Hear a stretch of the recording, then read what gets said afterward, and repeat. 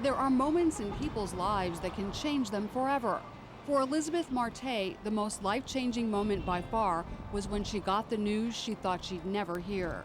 They said, well, your HIV results came back positive.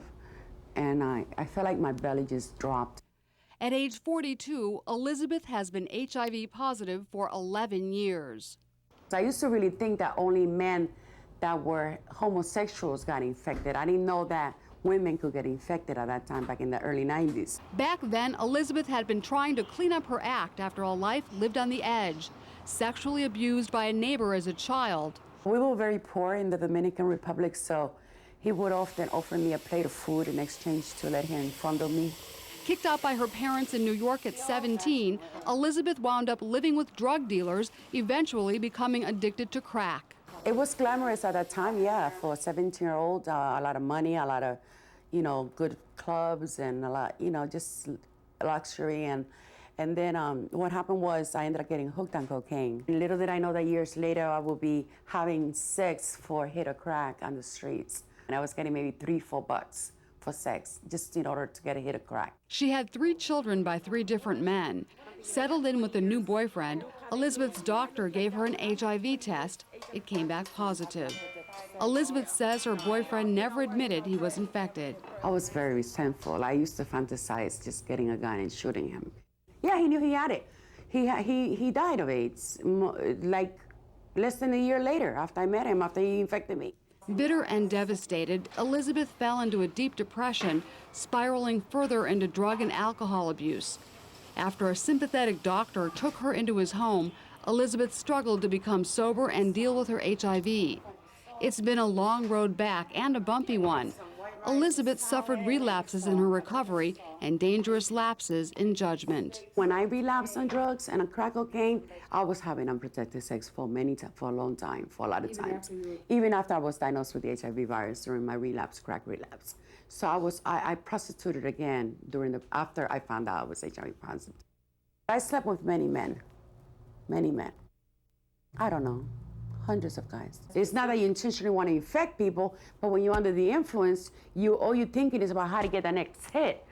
All you're thinking is about doing whatever you can do in order so that you can get some crack cocaine and smoke it. But now Elizabeth has turned her life around. Clean and sober, with 1 child already grown, she's focusing on making a happy, healthy home for her 2 younger kids, including the daughter she gave birth to while still abusing drugs and alcohol. She was 2 pounds, 10 ounces at birth. I was on the streets during my whole pregnancy, smoking crack, drinking alcohol, and prostituting and sleeping in different places and still hitchhiking to different cities.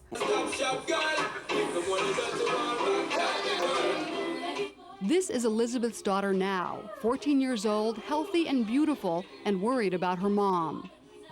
Just like her sleeping or something, just dying out in her sleep, and then me not be able to be there, like I might be over my friend's house or something.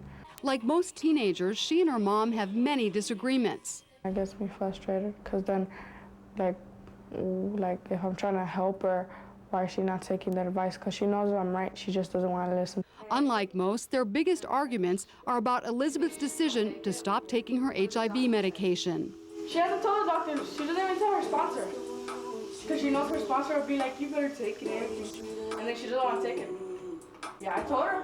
I don't know if she don't want to listen to me. Guess I'm not important. You know what it is? That my hair has been falling out. So what? It's better to be alive than your hair being falling out. I know, but my hair is falling out. So? So I'm concerned about, Your looks. Well, most likely.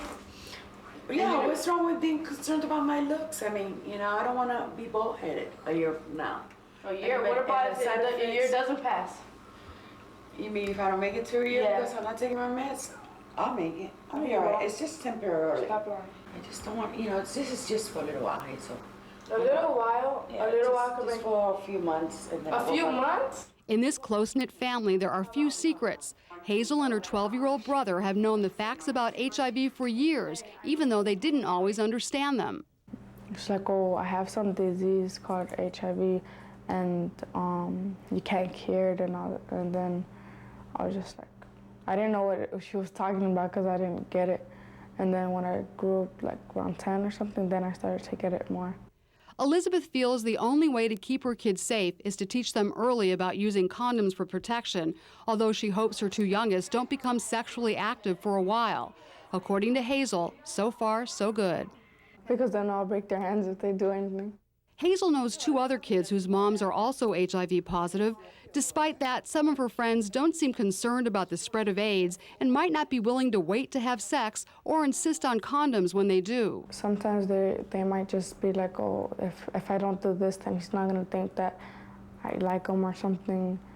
And I just tell him, you know, if he thinks that that's the only way, then to show him other ways instead of doing any sexual things with them.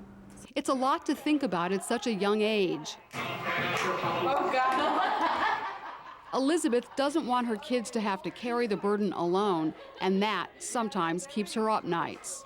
When you're HIV positive, you're on a time budget because it's not telling what's going to happen. I mean, I've seen people look as good as I look, and suddenly they get pneumonia and they die. I'm hoping that I can stretch out to maybe another 15 years, and I calculate their ages by that time, and hopefully by then they'll be prepared.